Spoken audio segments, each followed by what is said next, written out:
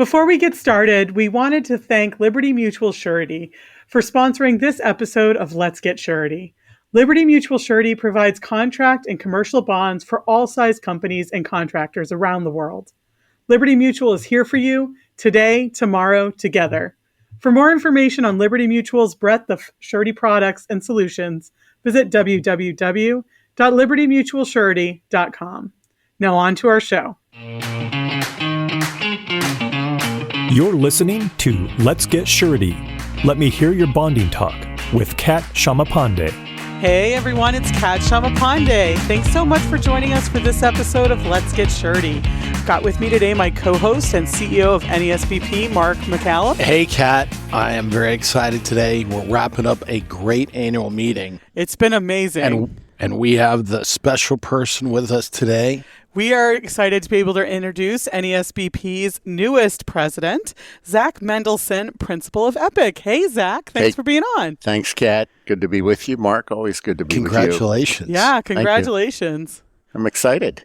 Are you? I am excited. Yeah, this is a good feel. It's still really fresh, right? Yeah. And we've had a great time here in Austin. They've treated us well. We've had what a great turnout, and it's been a terrific meeting. And all of a sudden, I'm looking down at this new badge on my on my sport coat here, and it feels good. You traded in for the purple ribbon. I did. Zach, can you tell us a little bit about Epic before we dive in and learn more about yourself? Absolutely. So, had been in the industry a number of years, and was just myself and a couple other folks were looking for a new scene for us and a new landing spot. And so we had an opportunity to meet a couple folks from Epic. And after, a couple hours of conversations, we realized this is like the perfect spot for us at that time. And so September of 2017, we were fortunate to be able to open the Pittsburgh, Pennsylvania office of Epic, first office in the Commonwealth of PA for the company. Yeah. And so here we are 6.5 years later, and we could not be more excited about where we are. How big is Epic? Do they have a number of different offices? Yeah. So when I joined, myself and several of my friends and colleagues, when we joined in late 2017, Epic was, plus or minus $350 million a year in annual revenues, probably 42 offices at that time. The close of 2023, Epic surpassed $1.5 billion. I believe that the head count is somewhere north of 3,300. Oh, wow. You're just significant growth. So we came on, I think, right at the outset of that surge that was about to happen. That's awesome. So that's kind of a culmination of a long journey in surety. So how did you first get introduced to surety? Well, as I said during my acceptance speech here at the meeting, Mark, as so many of us in surety, we sort of stumble our way into it. And I was no different. Than that. I had pivoted. I had worked in athletics coming out of college, knew that was the path that I wanted to go, until I realized that it was going to culminate in multiple moves that you were going to need to make to finally reach wherever that might be, whether it was an athletic director, which was my goal. Yeah. So I had an opportunity to meet a couple friends of mine that introduced me to insurance and accepted a job. And it wasn't long into that job with McDonough Caperton back in 1989 that there was an edict that came out through the company that said you need to find a discipline. Okay. And I'm thinking, well, I just found a new way that I'm going to make a career change here in terms of what I'm going to do. What do you mean by a discipline? You've got to pick up a path. Yeah. And so, of course, one of those paths was surety. Wow. So I was blessed to have that opportunity to be able to travel to Charleston, West Virginia, and be introduced to Andy Teeter. And Andy, who was still in the business, going strong after many years, but he was able to introduce me to surety, how it worked. I spent a couple days with him, and so I traveled back to Morgantown after that. And I thought, all right, I think that's the way we're going to go. So at that point, the company was incredibly supportive of educating me and sending me to school. So I spent a month in Chicago at the CNA school. Okay. Oh, great. And then at that time, Hartford also had a school. So I followed up CNA with Hartford, and I just started to chart a course from there.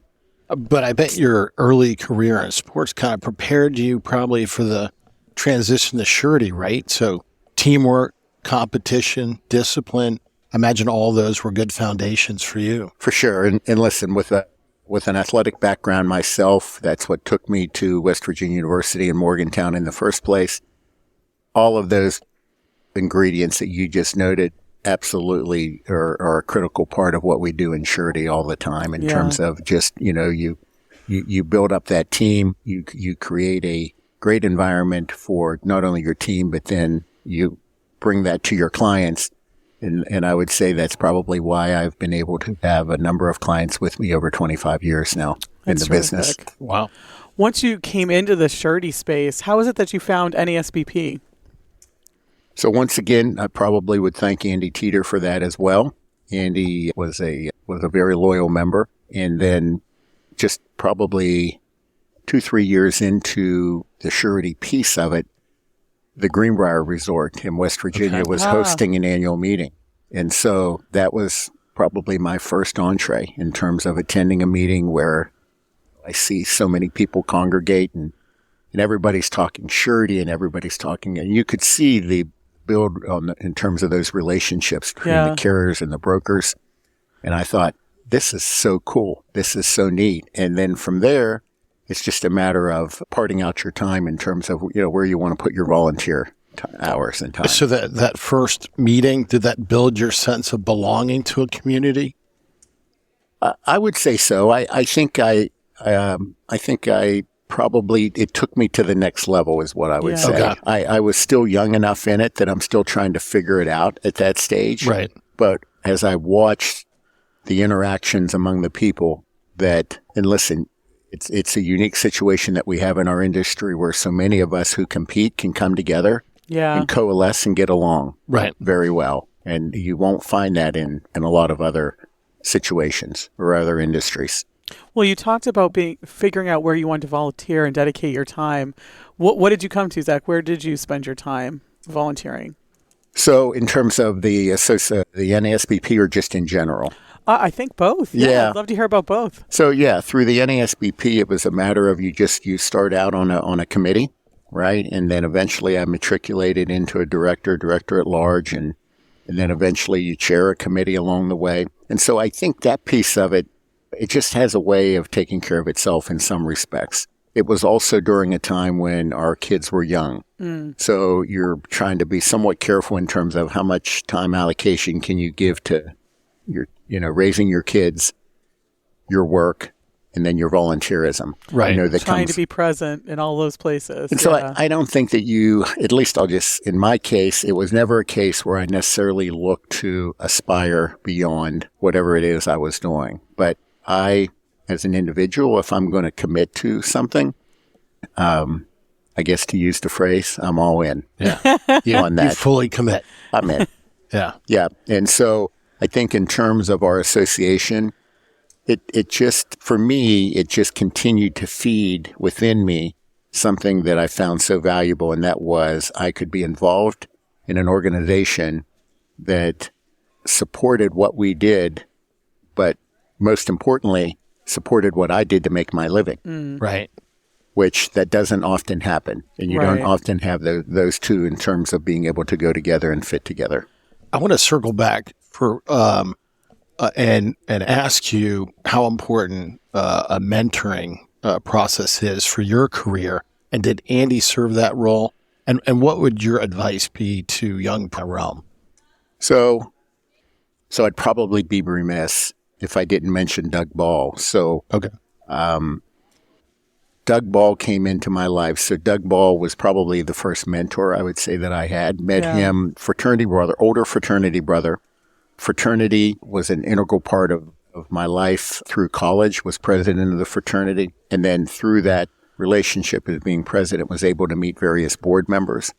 Developed this relationship with this gentleman, Doug Ball, who was the first probably bond guy that I met. But Doug did reclamation bonds. Oh, okay. And so while he was located in South Central West Virginia, he did a lot of business in the Ohio market in terms of Cadiz, Ohio, East Liverpool, Ohio, Steubenville, where there were a lot of coal mines. I grew up in the Ohio Valley, in that area. I grew up in Bel Air, Ohio. Okay. So it was a very easy move for me in terms of working for him. for about a year and a half. And that gave me really good exposure to surety as well. And so as I think back on it now, that actually came before my experience in terms of going originally with McDonough Caperton. Right. But there were, sounds like good individuals along the way that you could go to get feedback and advice on where to head. Yeah, without a doubt. I think, listen, people, especially when you're in your 20s, if you will, I think that having key people in your life that can help you and guide you and give you advice are very critical, and particularly people that you respect, because I was raised with always having somewhat of an open mindset about whatever it may be. I think that's probably why I was able to go ahead and take a career that I knew that I was going to go down in a career path and literally pivot out of there and leave and go in a different direction. Right. So have you found in your volunteerism with NASBP, have you found the community there to be kind of like a broad mentor to you? Do you come back to that community to help you move forward and choose on your directions and be successful in your career? Sure. I think as you matriculate up through the system, and as I did, and you're looking at the people that were in positions where they were either chairs of committee or they were in a seat right along the way, or president, and so you pick their brain. Right. That's the greatest way any of us can always learn, is just ask questions of people. And then you watch the way they do things, right? How did things function and operate under their reign or their time? So I think mentoring it's a critical aspect, I think, if done right and done properly. But I think you also have to be careful with it, because I think there's a lot of people out there and programs that they want to project to have a mentoring program.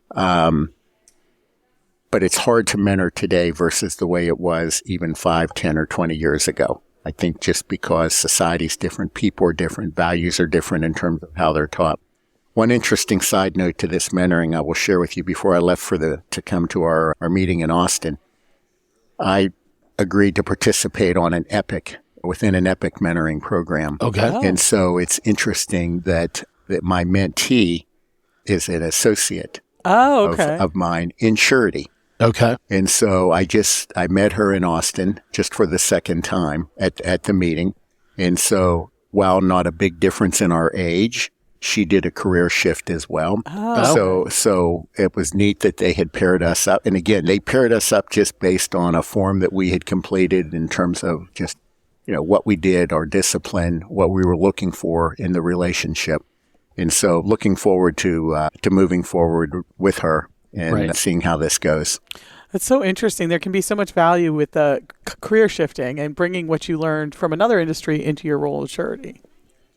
Yeah, listen, I think everything I read tells me that people today, disease in particular, are probably going to make 9 to 11 moves before they retire. If I think back in terms of my grandparents, one job most of their life, my dad, pretty much one job his whole life.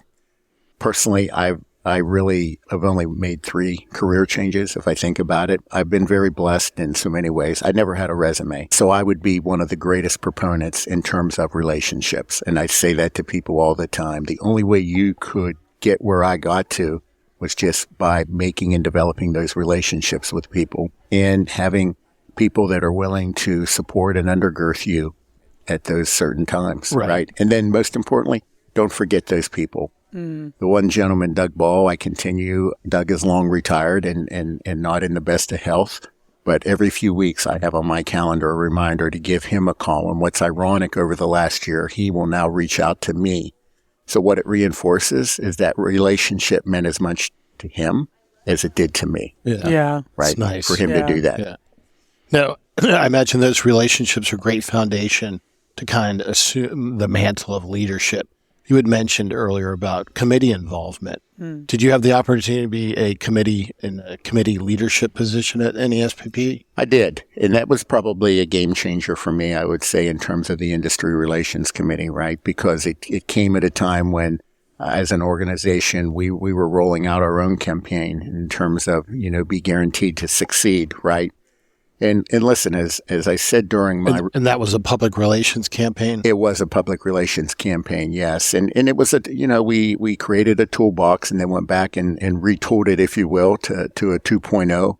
But it gave us an opportunity to be able to say, hey, here are some instruments. Here's a box that you can use to go help you be successful at what you do.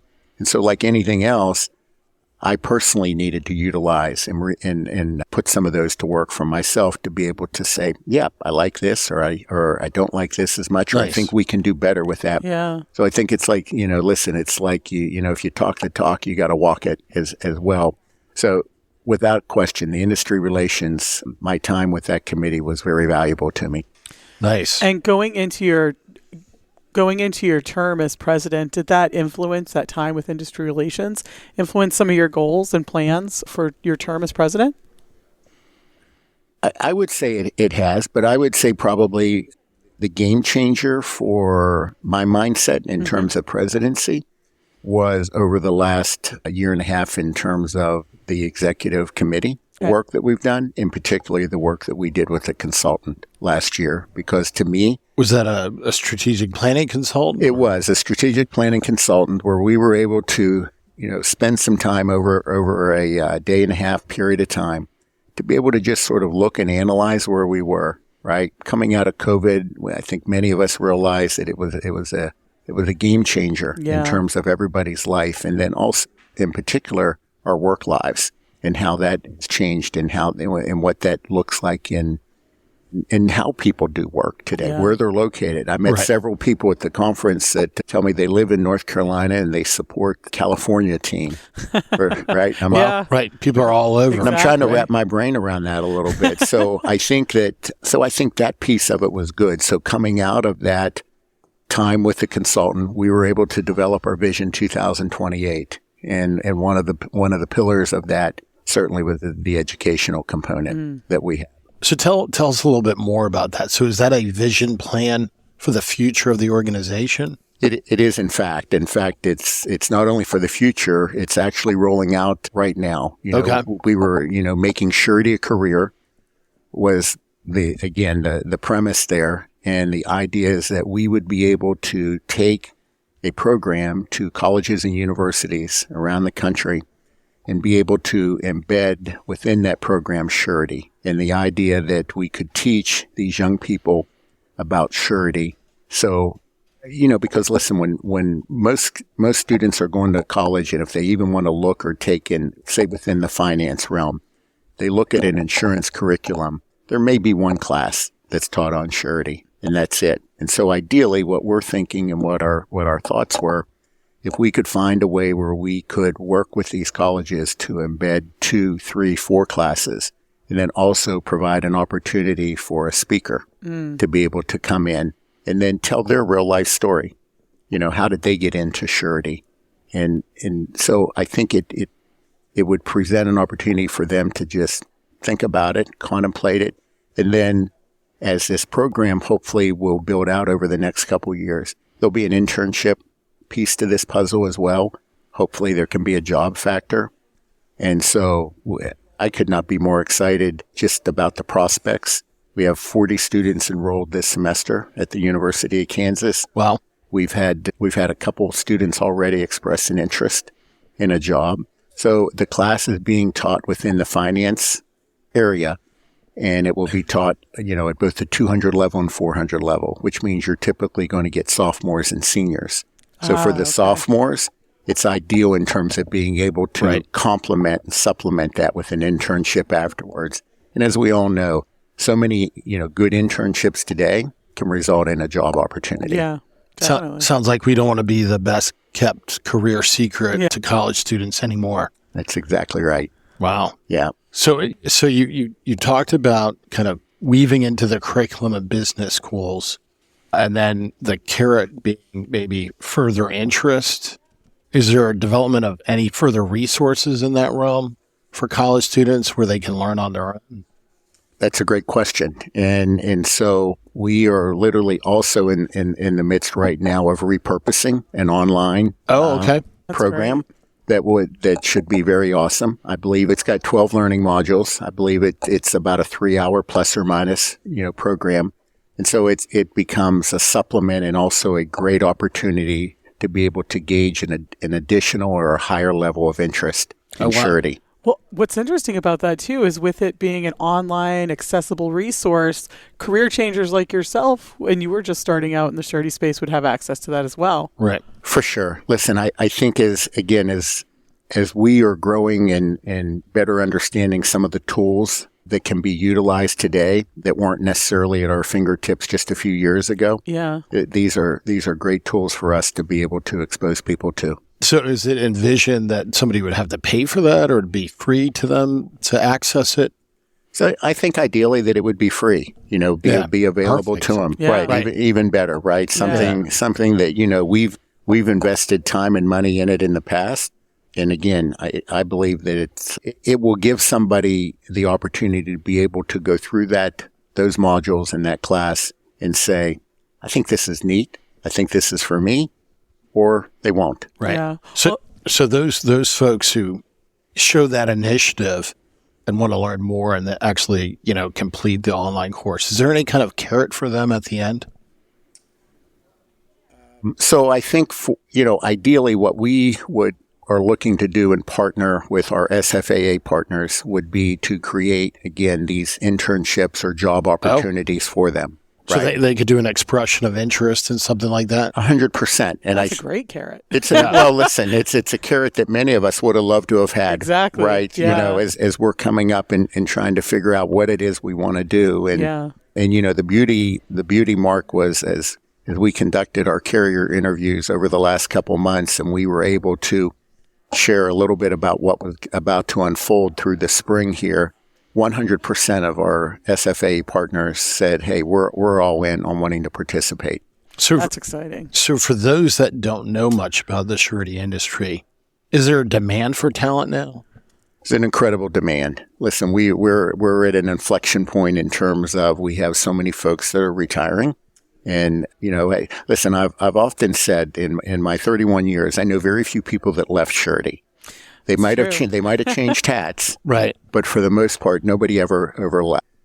We are certainly at a point where many folks are retiring, and so we have a lot of jobs to backfill. We not only have a lot of jobs on the broker side, but there's a lot of jobs on the carrier side as well. Wow! So somebody really starts to enjoy it and shows the ability, the aptitude, and the drive, so they could realize opportunities fairly quickly. Is that true? Without question. Listen, I think that there's undergirthing, there's undergirthing that goes on that's available that could help get them situated where they need to be rather quickly from a knowledge standpoint.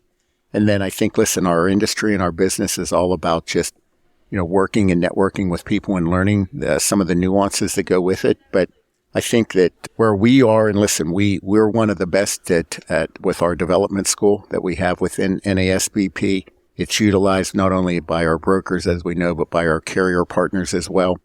So I think that it would be phenomenal in terms of some of these young people. I can give you a great example myself. I hired somebody back in October of 23 and quickly sent him to the surety school in January. Okay. Yeah. And may look to follow that up with the school in August of this year as well. And that's something that NASBP offers young surety professionals to get further skill sets. We do. And knowledge. Absolutely. And so, one of the beauties of our development school is that, we have 3 levels of that school depending on where you are. And then we have the commercial component, contract component. If we start to drill down a little bit, in terms of those 2 paths that people can have. But I think to have that at our fingertips is a game changer for us in our industry in terms of courting and bringing people in.